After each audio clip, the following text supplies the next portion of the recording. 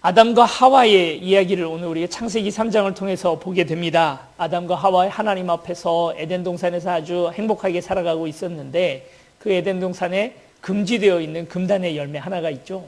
선과 악을 알게 하는 나무의 열매만큼 먹지 말라 했는데 뱀이 꼬시는 통에 아담과 하와가 자유를 누리기 위해서 그에게 제한된 자유 하나는 단 하나 선악과를 따먹지 말라 하는 것이었는데 이 자유를 누리기 위해서 선과 악을 알게 하는 나무의 열매를 따먹습니다. 이렇게 자유 가운데 있게 되었던 아담과 하와가 느꼈던 첫 번째 감정은 뭘까요? 야, 하나님께서 이거 하지 말라 그러더니 먹어보니 좋다, 맛있다, 기분이 좋다, 행복하다. 그리고 또 이것이 모든 것들을 알게 하는, 그러니까 선과 악을 알게 하는 그런 나무의 열매다 보니까 먹고 성취감 같은 것들을 느꼈을까요? 첫 번째 느꼈던 감정은 수치심이었습니다. 부끄럽다 하는 것을 느끼게 된 거죠. 후한무치라는 말이 있습니다. 그러니까 부끄러운 짓을 하고도, 죄를 저지르고도 부끄러운 줄을 모르는 사람, 양심이 이미 화인을 맞아서 자기가 무슨 짓을 하는지조차도 알지 못하는 그런 사람. 아직 아담과 하와는 그 정도까지로 그렇게 타락하진 않았습니다. 수치심을 느꼈던 아담과 하와는 자신이 벗었음을 깨닫고 숲을 사이에 숨죠. 그리고 무화과 나무 잎을 가지고 자신들이 가려야 할 곳들을 가렸다. 성경은 그렇게 말합니다. 하나님께서 아담과 하와에게 적절한 처벌을 다 하시고 나서 그것이 오늘 우리에게도 여전히 그 유효한 그런 여러 가지 벌들을 우리에게 주시고 나서는 아담과 하와에게 짐승의 가죽을 가지고 옷을 해 입히셨다 하고 성경은 말합니다. 짐승의 가죽이 오늘 우리의 부끄러운 부분들을 가렸으니까 어디선가 어떤 동물인가는 우리의 죄를 위하여 희생을 당하고 죽었다는 것을 오늘 우리에게 보여줍니다. 한 사람의 죄, 나의 죄 때문에 내가 죽거나 내가 벌을 받는 게 아니고 무언가 다른 동물이 벌을 받는 그와 같은 일들은 구약 성경 전체에서 우리가 제사 제도를 통해서 우리 계속해서 보여줍니다. 그래서 양이나 소나 또는 염소 뭐 이런 일들에 다 이렇게 좀 힘이 미치지 못하는 사람들은 비둘기 한 마리라도 하나님 앞에 잡아다가 바치죠. 먼저는 그 제사를 드리는 생물 위에 우리의 손을 얹어서 기도를 합니다. 그러면 나의 죄가 그 짐승에게 전가가 되고 그리고 이 죄 있는 채로 그 짐승을 하나님 앞에 번제로 또는 화목제로 잡아 바침으로써 피를 뿌리고 또 끔찍하게 죽고 그것을 태워 올려드림으로써 우리의 죄가 사해지는 거죠. 우리의 죄가 사해져서야 우리는 겨우 하나님 앞에 나아갈 수 있는 자격을 얻게 됩니다.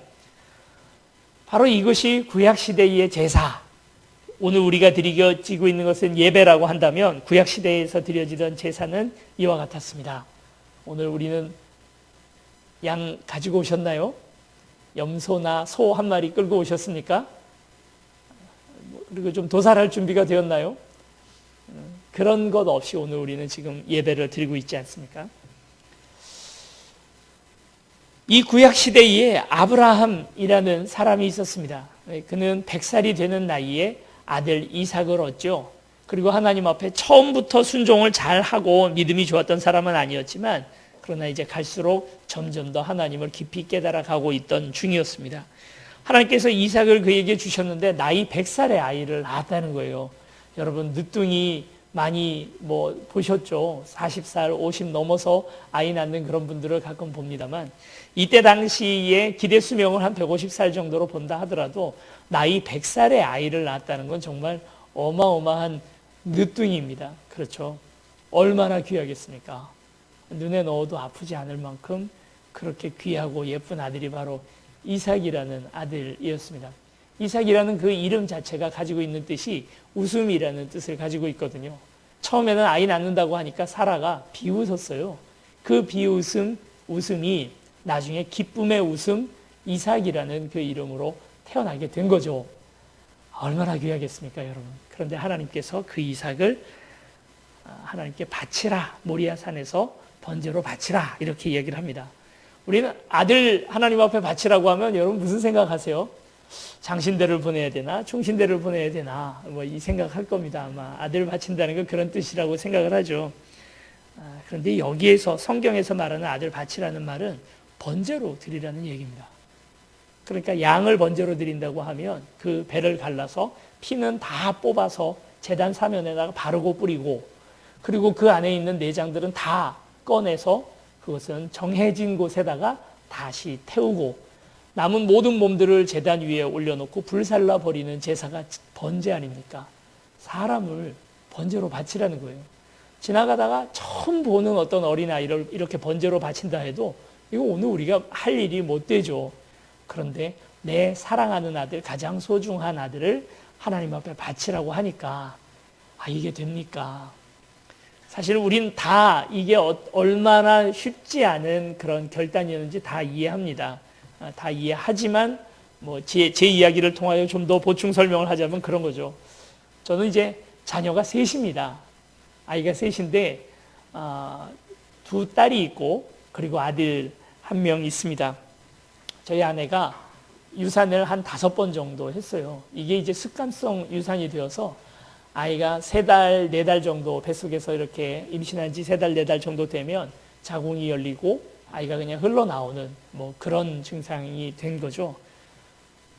이제 그렇게 여러 차례 유산이 반복되다가 어느 날 또 산부인과에 갔는데 임신을 했다. 근데 4개월쯤 되니까 배가 아프고 또 하열이 미치고 이렇게 되는 거예요. 얼른 산부인과를 갔더니 또 자궁이 열리고 아이가 나오려고 한다는 겁니다. 4개월 만에 나오려고 하는 거죠. 산부인과에 갔더니 바로 입원하라 해서 입원을 해서 침대에 누워서는 꼼짝도 안 하고 그냥 누워만 있는 겁니다. 위에 누나가 둘이나 있잖아요. 그 두 누나들을 제가 씻기고 먹이고 학교 아니죠. 유치원 보내고 밥 먹이고 놀아주고 그러면서 그때 이제 막 부목사가 되던 해였기 때문에 굉장히 일도 많고 교회에서 뭐 해야 될 일들도 많은데 아내는 침대에 누워서 아무것도 안 하는 겁니다.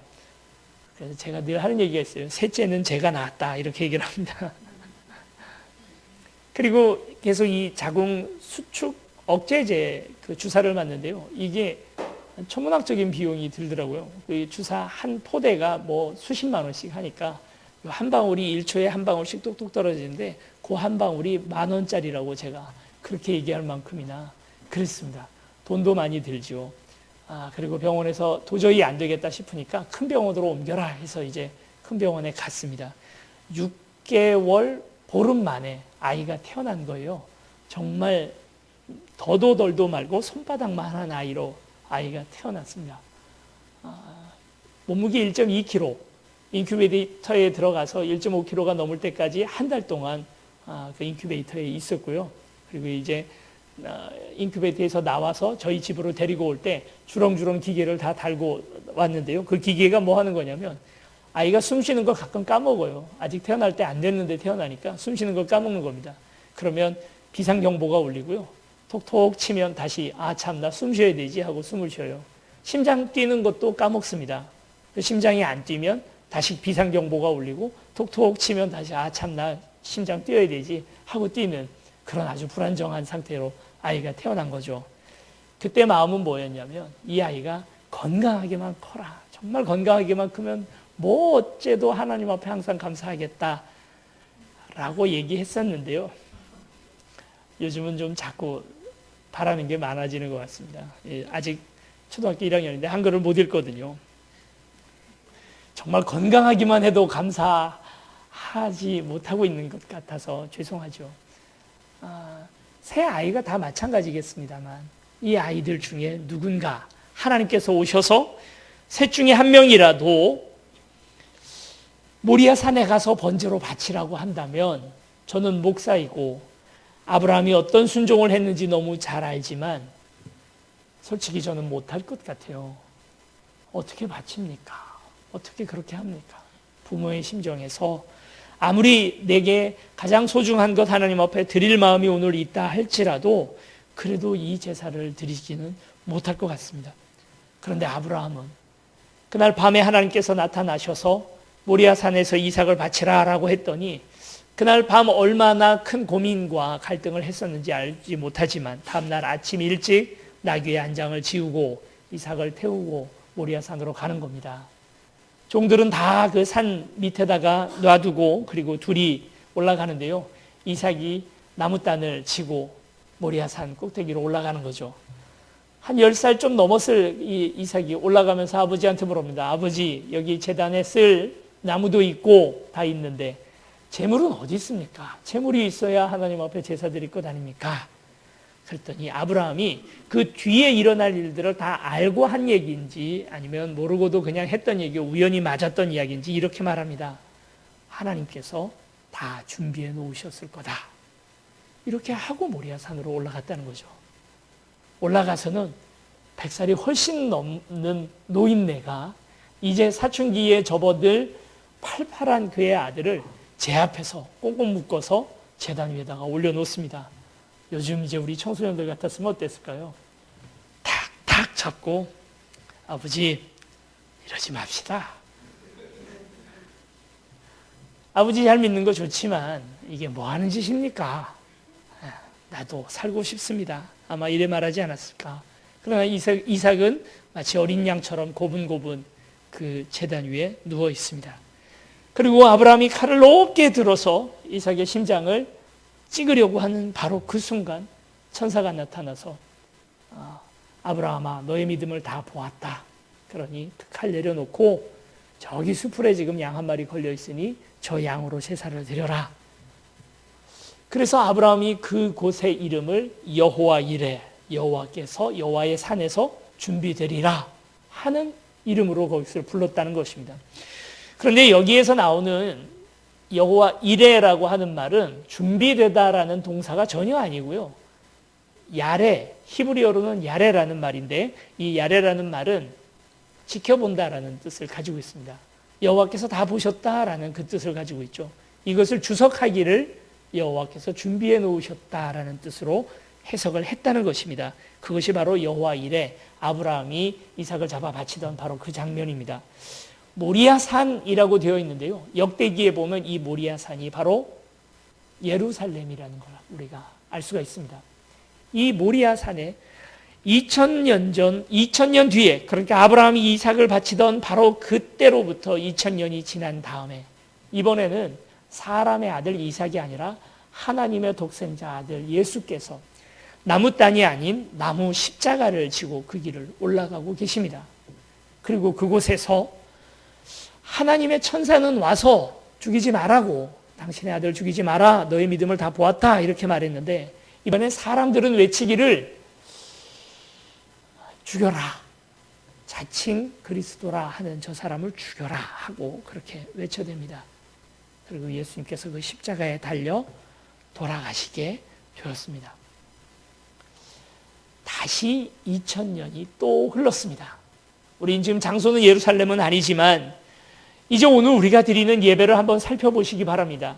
우리는 재물이 있는 것도 아니고 뭐 어떤 양이나 소 같은 것들을 가지고 와서 예배를 드리고 있지도 않습니다. 오늘 성경 본문을 보시면 이렇게 말합니다. 그러므로 형제들아 내가 하나님의 모든 자비하심으로 너희를 권하노니 너희 몸을 하나님이 기뻐하시는 거룩한 산제물로 드리라. 이는 너희가 드릴 영적 예배니라. 여러분 성경에도 숫자 3하고 영적 예배라고 할 때 영적 앞에 붙어 있습니까? 그리고 그 앞에 뭐라고 각주가 붙어 있나요? 영적이라는 말은 합당한이라는 말로 붙어 있죠. 다른 말로 하면 진짜라는 말입니다. 그동안 드렸던 불완전한 예배가 아니라 진짜 예배를 드려라. 뭘로 드리라는 겁니까? 너희 몸을 하나님이 기뻐하시는 거룩한 산제물로 드리라고 그렇게 이야기하고 있습니다. 이전에는 나 대신에 내가 원래 죽었어야 할 자리에 양이 죽었습니다. 내가 죽어야 할 죄를 위해서 예수께서 죽으셨습니다. 그것이 예배고 그것이 제사였다면 히브리서에서 말하는 것처럼 그렇게 예수 그리스도가 십자가에 달려 돌아가시던 바로 그것이 참 예배였다면 이제는 오늘 우리가 드려지는 예배는 어떻습니까? 원래로 다시 돌아가야 되죠. 나 대신 양이 죽었던 거잖아요. 그러면 진짜 예배는 뭡니까? 이제 다시 내가 주님 앞에 바쳐줘야 되는 거죠. 그게 참 예배고 그렇게 예배를 드리는 거라는 겁니다. 지금 우리가 드리고 있는 이 예배도 하나님 앞에 거룩하게 드려지는 산제사가 되려면 내가 하나님 앞에 헌신되어질 때, 내가 하나님 앞에 예물로서 드려질 때 그것이 참된 예배라는 것입니다. 큰일 났네요. 어떡하죠? 이게 자살 종교가 되어버렸습니다. 우리가 죽어야 되는 거예요. 우리가 하나님 앞에 죽음으로써 예배를 드려야 주께서 받으실 수 있는 그런 참 예배가 되는 것 아니겠습니까? 여기서 오해하면 안 됩니다. 자세히 보시면 2절 말씀이 이렇게 말합니다. 너희 이제 어떻게 하면 내가 하나님 앞에 드려질 수 있는가? 그게 바로 2절이죠. 같이 읽어보겠습니다. 시작. 너희는 이 세대를 본받지 말고 오직 마음을 새롭게 함으로 변화를 받아 하나님의 선하시고 기뻐하시고 온전하신 뜻이 무엇인지 분별하도록 하라. 내가 하나님 앞에 드려진다는 뜻은 내 목숨을 하나님 앞에 내놓는다는 그 뜻이 아니라 똑바로 살아라는 말씀입니다. 죽어서 하나님 앞에 죽여서 또는 죽어서 드려지는 예배가 아니라 살아서 드리는 예배. 어떻게 살 거냐, 삶으로서 예배 드리는 것이 참 예배라는 것이죠. 우리는 구약시대의 제사와 지금 현대 우리가 드리고 있는 예배 사이에 이것이 뭐가 다 매치된다 생각을 합니다.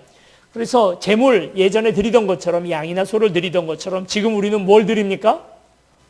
헌금 드린다 생각을 하잖아요. 그런데 구약시대에도 헌금이라는 게 따로 있었습니다. 예물 드리는 것 말고 헌금은 따로 있었습니다.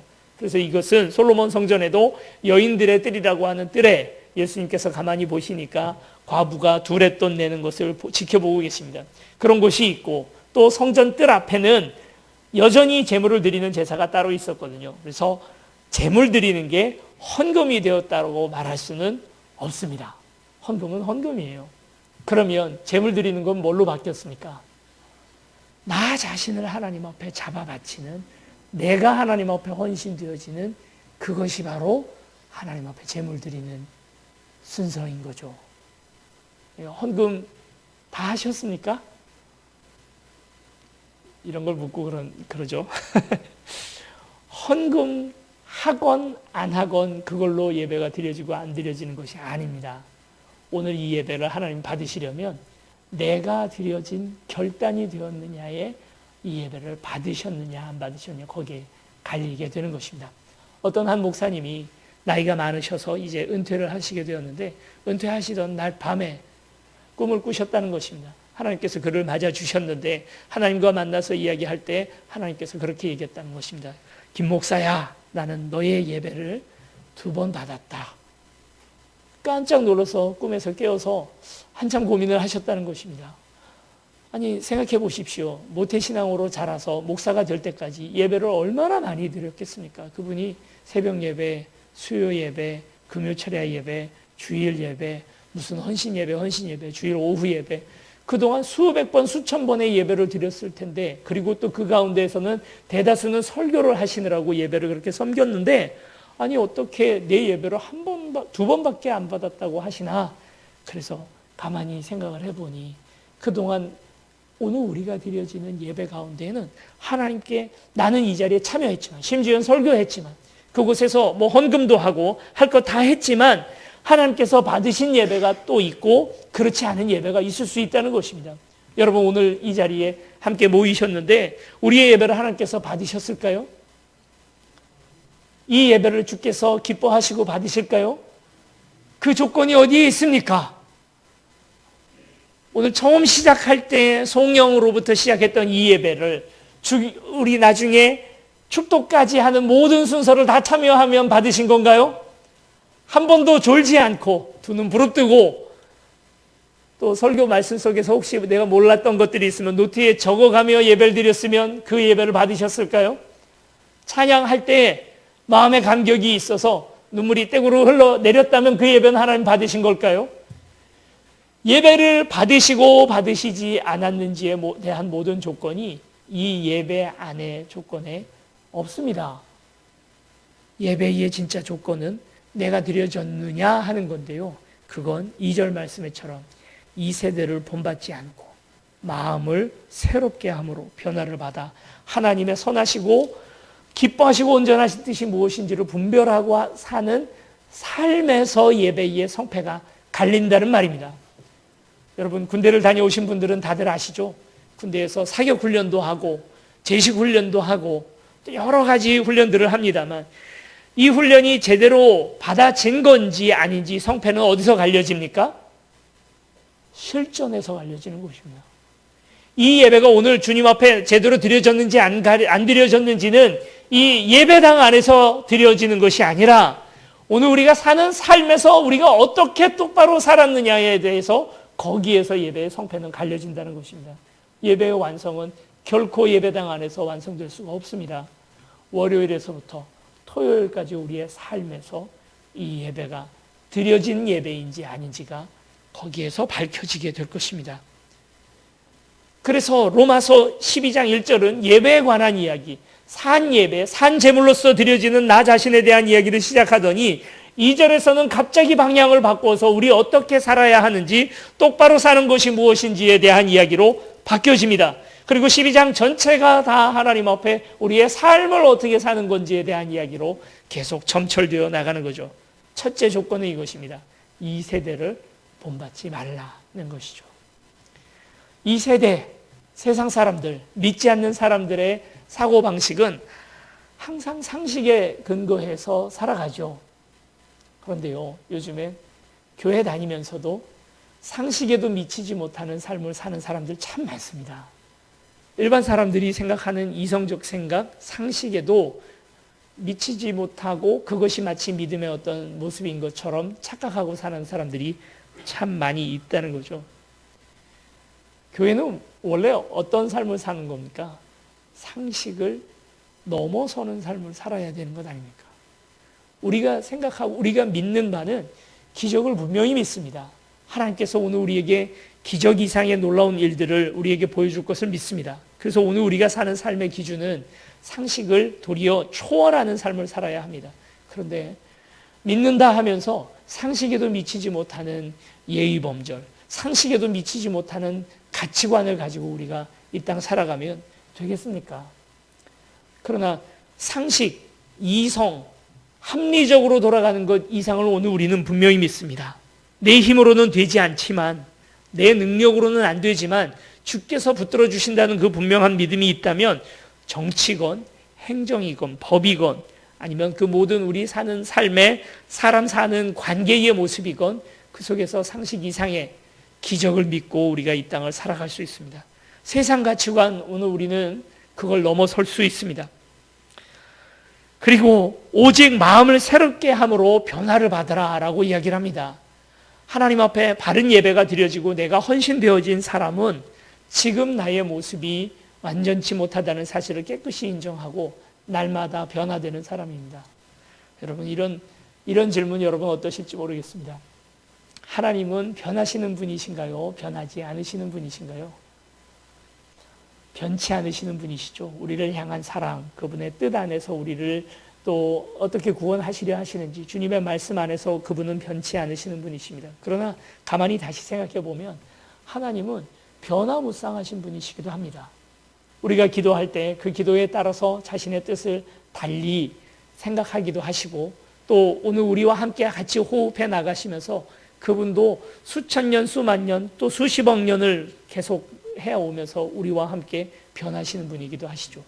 하나님도 변하시는데 하물며 우리 인간이 안 변해요. 날마다 변화되지 않습니다. 난 원래 이렇게 살다 죽을래 하고 그 하나 변화되지 않으려고 고집을 쓰는 거죠. 여러분, 오늘 우리는 달라져야 합니다. 사실 오늘 우리 중에 어느 누구도 100점짜리 사람은 아무도 없지 않겠습니까? 조금이라도 더 정답에 다가가기 위해서 애를 써야 할 텐데 오늘 하루 이미 내가 완성되었다 생각하는 순간에 오늘 우리는 무너지는 거죠. 어떤 한 선배 목사님이 특별히 목회자들에게 이와 같은 일들이 많지 않습니까? 난 이미 목사가 되었다고 생각을 하는 분들은 그냥 더 변화될 게 없다고 나는 생각을 합니다. 그냥 늘 이 정도면 만족한다 생각을 하고 남들을 자꾸 바꾸려고 애를 쓰는 거죠. 그러면 그 선배 목사님 하는 이야기는 이겁니다. 목사가 평생 되어가는 중이지 이미 목사가 되어서 목사 안수 받는 사람은 아무도 없다. 죽는 그날까지 우리는 달라지고 변하고 배워야 하지 않느냐. 그 말씀이 저에게는 하나의 큰 모토가 되어 있고 좌우명이 되어 있습니다. 오늘 우리 다 마찬가지입니다. 우리의 직분과 또 교회의 경험과는 상관없이 우리 여전히 부족하고 이 부족함을 하나님께서 채워주시기를 구하면서 변해야죠. 오늘하고 내일이 똑같다면 여러분 오늘 우리 예배 드렸는데 이 예배 드리기 전에 나의 결단과 예배 드린 이후에 나의 결단이 전혀 달라진 게 없다면 예배 때 많이 졸아가지고 피곤했던 나의 몸이 조금 개운해졌다 하는 것으로 그 정도 변화로 변했다면 이 예배를 하나님 받으신 예배가 맞겠습니까? 이 예배가 맞춰졌을 때 내 속에서 뭔가 변화가 있고 하나님 앞에 바른 결단이 있고 죄에 대한 참된 회개가 있고 이제 다시 똑바로 살겠다고 하는 결단이 있을 때 이 예배가 진짜 예배가 되겠죠. 변해야 합니다. 날마다 달라지는 저와 여러분들이 되시기를 축원합니다.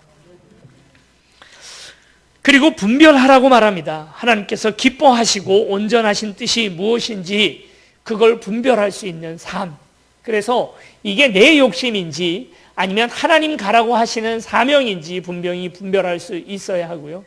그리고 오늘 이것이 선한 일인지 악한 일인지 여러분 예전에 아담이 선악과를 따먹느냐 따먹지 않느냐 하는 것은 얼마든지 분별하기 쉬웠지 않습니까? 하나님께서 이것만 하지 마라 얘기했는데 그것을 했으니까 이게 악이라는 건 얼마든지 구분이 가능하죠. 그러나 현대화된 이 사회는 어떻습니까? 악인지 선인지 구분하기가 참 쉽지가 않습니다. 이 사람이 선인인지 악인인지 그걸 구분하기도 쉽지가 않습니다. 이게 하나님의 뜻인지 뜻이 아닌지 우리가 그걸 구분하기 더더욱이나 힘이 듭니다. 그러나 우리는 죽을 똥살똥 하는 힘을 다해서 이것을 분별하려고 애를 써야 합니다. 말씀을 붙들고 기도하면서 이게 지금 하나님께서 가라 하시는 건지 그린라이트인지 레드라이트인지 구분하려고 애를 써야 합니다. 그렇게 우리의 삶을 정말 애써 가면서 살아가는 삶을 살 때에 거기에 예배에 성패가 있다는 거죠. 그래서 여러분 오늘 이 예배가 마친 다음에 예배가 오늘 드려졌는지 안 드려졌는지에 대한 판단은 다음 한 주 동안에 여러분이 저와 함께 판별하게 될 것입니다. 우리 세운교회는 아마 타교에서는 한 번도 해보지 않은 그런 시도를 한번 해보려고 합니다. 우리 전반기에 대신방 했었잖아요. 3월달 동안에 대신방을 했었는데 신방하면 참 이 목회자에게도 유익이 많습니다. 가서 보면 평소에는 그런 줄 몰랐는데 이 성도님이 얼마나 큰 갈등과 어려움 가운데서 하나님의 신앙 말씀 붙들고 살려고 아등바등 애쓰고 계시는지를 다 볼 수 있어요. 가면 정말 눈물 날 때도 참 많고 감동을 제가 도리어 받아가지고 오는 때도 참 많습니다. 이게 대신방인데 가정에만 갈 게 아니라 직장에 한번 가보자. 저는 이제 그런 결단을 했습니다. 이번에 이제 명절 마치고는 대신방을 여러분 직장으로 찾아가겠습니다. 뭐 이미 나의 사업체이다. 사무실이 있고 하시는 분들 같은 경우에는 가서 그 안에서도 예배 드릴 수 있고 그런 거 다 가능하겠지만 그냥 누군가에 소속되어서 다니고 있는 그런 직장 같은 경우에는 제가 찾아가서 그 안에서 예배 드리고 그러면 사장님 눈치도 보이고 우리 또 사장님이 꼭 교회 다니는 분이 아닐 수도 있으니까 그런 것들 말고 퇴근할 때 그 회사 앞에 찾아가겠습니다. 가서 그 직장의 기도 제목을 제가 듣고 그것을 위하여 기도하는 시간을 제가 가지려고 합니다. 그래서 여러분 주저 마시고 신청해 주셔서 그곳에서 여러분들이 어떻게 사는지 사는 삶을 응원해드리고 기도해드리고 직장에서 있을 수 있는 여러 가지 기도의 제목들을 가지고 같이 기도하는 시간을 가지려고 합니다. 사는 삶이 중요하기 때문이에요. 어디까지가 우리 세움교회의 바운더리입니까? 여수동 403번지 4층. 오늘 지금 이 예배당 세움교회의 바운더리고 그리고 또 하나 더 405번지 신동태권도 2층. 거기까지가 오늘 우리의 바운더리입니까? 여러분들이 믿음을 가지고 하나님의 말씀을 들고 가서 서 있는 그 자리, 거기까지가 다 세움교회입니다. 여러분들의 가정, 또 여러분들의 직장, 가서 서 있는 그곳, 하나님의 말씀을 들고 깃발을 꽂고 있는 바로 그 자리가 다 세움교회의 지경인 줄로 믿습니다. 그곳에 대한 교회가 아무 관심이 없고 거기서 뭐 어떻게 살든지 신경도 쓰지 않고 교회에 와서만 이곳에서만 잘하라고 말하는 것은, 교회 중심적 신앙을 그런 식으로 오해하는 것은, 여러분 그게 이제 오늘 우리가 신앙이 병들고 어려워지게 되는 첩경인 거죠. 진짜 믿음이 있다면 똑바로 살아야 합니다. 분별할 줄 알아야 하고 또 변화를 받아야 하고 이 세대를 본받지 말아야 할 줄로 믿습니다. 우리가 하고 있는 구역의 예배가 이제 이번 주부터 우리 이제 개강을 하게 되는데, 구역 예배가 바로 그런 것 아니겠습니까? 우리가 두세 사람이 같이 모여서 그 주에 받았던 말씀을 가지고 나눕니다. 내가 앞으로 어떻게 살아야 될지에 관한 이야기들을 같이 나눕니다. 그러다 보면 실패하기도 하고 힘들어졌던 그런 어려움들, 내가 말씀대로 살지 못했던 부분들에 대해서도 같이 나누게 되겠죠.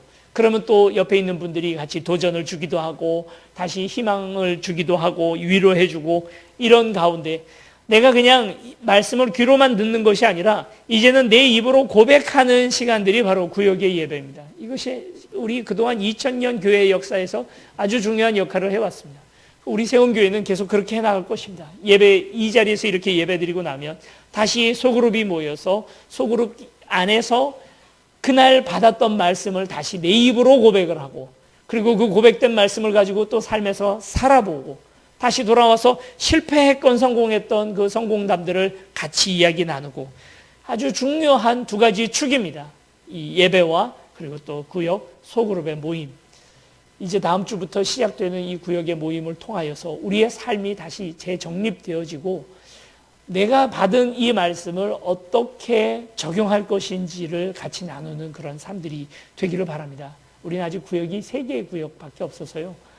구역 예배를 드리면 제가 같이 찾아가서 같이 말씀을 나누고 하려고 합니다. 구역의 예배의 자리를 여러분 사모하시고, 그것이 아주 의미 있는, 우리의 삶을 변화시키는 의미 있는 하나의 축이 된다는 사실을 여러분 잊지 않으셨으면 좋겠습니다. 하나님 앞에 예배, 일평생이 다 예배이고 우리의 주일날 드려지는 이것만이 예배가 아니라 우리의 사는 삶, 아침에 자고 일어나서 자리에 다시 눕는 그 시간까지의 모든 삶이 다 예배가 드려지는, 예배로 드려지는 참 예배가 주님 앞에 드려지기를 원합니다. 너희 몸을 하나님이 기뻐하시는 거룩한 산 제물로 드리라. 너희 몸을 하나님이 기뻐하시는 거룩한 산 제물로 드리라. 제단 위에서 목숨이 끊어지면서 드려지는 것이 예배가 아니라 오늘 우리의 삶의 자리에서 살아감으로써 드려지는 참 예배, 이 예배를 드리는 저와 여러분들이 되시기를 축원합니다. 이 시간 이제 우리 같이 함께 찬양하고 주님 앞에 나아갑니다. 주님, 오늘 내가 여기 있습니다. 하나님 나를 보냅니다. 하나님 오늘 우리의 예배를 받아주시고 우리의 삶, 우리의 호흡 전체가 찬양되게 하여 주시고 이 예배 가운데 하나님께 영광 돌려줄 수 있도록, 예수 그리스도께서, 하나님께서 그의 가장 소중한 아들 예수 그리스도를 우리를 위하여 잡아 바쳐주셨는데, 나는 나의 소중한 것, 나의 생명, 나의 꿈, 내 가지고 있는 비전 무엇 하나 주님 앞에 드리는 것이 없이 도리어 내가 무엇을 가질 것이냐 하는 것에 하나님을 끌어다가 사용하는, 하나님을 이용하는 오늘 우리의 모습은 아닙니까? 그게 아니라 주께서 원하시는 것이 무엇인지 그것을 분별하고 그것을 위하여 나 자신을 잡아 바치는 그 참 예배, 내가 왜 사느냐 하는 그 질문에 대하여 하나님 나라를 위하여 내가 산다고, 하나님의 꿈을 위하여 내가 산다고 고백할 수 있는 그런 참 예배, 이 예배를 주님 받아주시옵소서. 주님 내가 여기 사오니 나를 보내소서. 나의 마음 나의 몸 주께 드리오니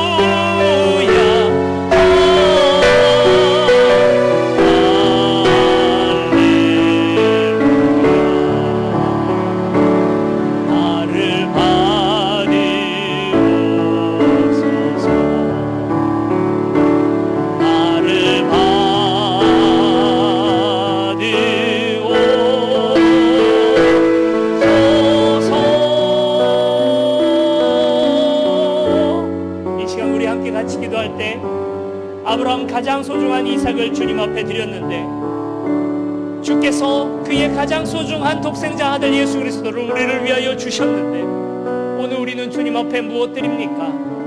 그저 헌금 드렸으니까, 내가 주일 하루를 주님 앞에 드렸으니까, 헌신과 봉사를 주님 앞에 드렸으니까 나는 드릴 것 다 드렸다 오늘 우리는 생각하지만 오늘 말씀 가운데 주께서 이야기하십니다. 너를 나에게 다오, 너를 나에게 다오. 너의 삶과 생각과 가치관, 상식을 뛰어넘는 오늘 우리의 생각, 기적을 믿는 믿음, 오늘 그것을 나에게 다오. 오늘 우리의 삶 전체를 다 주께서 원하시고 바라고 계시고 그것을 주께 바치기를 원하시는 하나님이신 줄 믿습니다. 오늘 주님 앞에 기도할 때 하나님, 나를 주님 앞에 드리오니 받아주시고 변화되게 하여 주시옵시고 분별하게 하여 주시고 또 주께서 기뻐하시는 삶을 살아가는 우리 되게 하여 주시옵소서. 이 시간 우리 함께 기도하고 주님 앞에 나아가시겠습니다. 사랑과 많으신 아버지 하나님, 내가 주님 앞에 나 자신을 들어 바칩니다. 아버지 하나님, 오늘 우리가 주께 영광 돌리기를 위하여 기도합니다. 하나님, 오늘 우리가 그저 주님 앞에 안식일에 주님 앞에 나와 예배드리고 찬양을 몇 번 부르고 또 기도를 몇 번 하였다는 것으로 만족하는 우리가 아니라 아버지 하나님, 내가 여기 있사오니 나를 받아주시옵소서. 우리의 삶 전체가 주께 드려지는 예배 되기를 원합니다. 아버지 하나님 앞에 드려지는 이 예배가 주님 오늘 우리의 삶으로서 주님 드려지는 예배 되기를 원합니다. 하나님, 그렇게 살기를 원합니다. 주께서 원하시는 삶을 살아가는 하나님 오늘 우리 될 수 있도록 도와주시옵소서. 변화되기를 원합니다. 날마다 달라지기를 원합니다. 어제의 모습과 동일한 나이가 아니라 보다 더 나빠지는 우리가 아니라 하나님, 주께서 원하시는 모습으로 달라지게 하시고 변화되게 하여 주시옵소서. 주님의 뜻이 무엇인지 분별하고 살아가는 우리 될 수 있도록 도와주시고 힘을 다하여 하나님 그 뜻을 쫓아 나아가는 하나님 오늘 우리 될 수 있도록 아버지여 도우시고 함께하여 주시옵소서. 나의 가장 소중한 하나님 이것을 주님 앞에 드리니 하나님 우리의 변화가 되게 하여 주시옵소서. 이 시간 같이 기도할 때 우리의 삶의 자리를 위해서 기도하기를 원합니다. 우리의 가정, 내가 몸담고 있는 회사, 또 학교, 오늘 우리 친구들과의 모임 가운데에 교회에서 잘하는 사람이라면, 하나님 앞에 헌신된 사람이라면 그곳에서도 동일하게 빛과 소금의 사명 감당할 수 있는 우리 되게 하여 주시옵소서. 우리의 직장을 변화시켜 주시고 가정이 변화되게 하여 주시옵소서. 우리 다시 한번 기도하시겠습니다. 사랑과 많으신 아버지 하나님, 주일을 주님 앞에 드림과 같이 아버지 하나님, 이제 월요일부터 토요일까지의 삶 전체를 주님 앞에 다 드립니다. 하나님, 그 안에서도 승리하는 삶 되게 하여 주시고 그 안에서도 주님 앞에 예배드리는 예배자의 태도로 살게 하여 주시옵소서. 아브라함이 이삭을 잡아 바치는 것처럼 내가 이제 나 자신을 잡아 바칠 때에 참된 결단과 아버지 하나님 기도가 있게 하여 주시고 하나님, 오늘 우리가 무엇으로 주님 앞에 드리겠습니까? 주님은 또 내 것이오 금도 내 것이다 하신 말씀 앞에 헌신은 때 주님 오늘 우리 헌금 드린다 하여 그것으로 주께서 기뻐하시겠습니까? 금으로 주님을 기뻐하지 못하며 금으로 주님을 주님 부유하게 하지 못하면 아버지 하나님, 이제 내가 주님 앞에 드려지기를 원하니 나의 시간, 나의 사고방식, 나의 가치관 전체가 다 주께서 기뻐하시는 모습으로 분별되어질 수 있도록 아버지 도우시고 함께하여 주시옵소서. 우리의 믿는 믿음은 상식을 뛰어넘는 믿음입니다. 상식에도 미치지 못하는 오늘 우리의 모습이 아니라 하나님, 그 상식을 뛰어넘어 기적을 바라보고 나아가는 우리 될 수 있도록 도와주시옵소서. 기적이 상식이 되는 하나님 오늘 우리 믿음의 모습들이 될 수 있도록 도와주시옵소서. 우리 마지막으로 기도하시겠습니다. 사랑과 많으신 아버지 하나님, 그렇습니다. 하나님, 오늘 우리가 기도하는 것은 하나님 상식을 뛰어넘는 삶, 아버지 하나님, 세상 사람들이 다 똑같이 생각하는 그 생각을 넘어서는 삶, 기적을 믿고 주께서 분명히 오늘 우리에게 하나님 더 놀라운 역사도 일으켜 세워주실 것을 믿는 삶, 하나님, 기도원이 300명의 용사에게도 의지하고 승리를 거두었던 것을 오늘 우리가 믿고 나아가는 삶, 아버지 하나님, 이성적 합리적 삶에서 뛰어넘어서 아버지 하나님, 주께서 분명히 오늘 우리에게 이 모든 근심과 걱정들을 다 해치고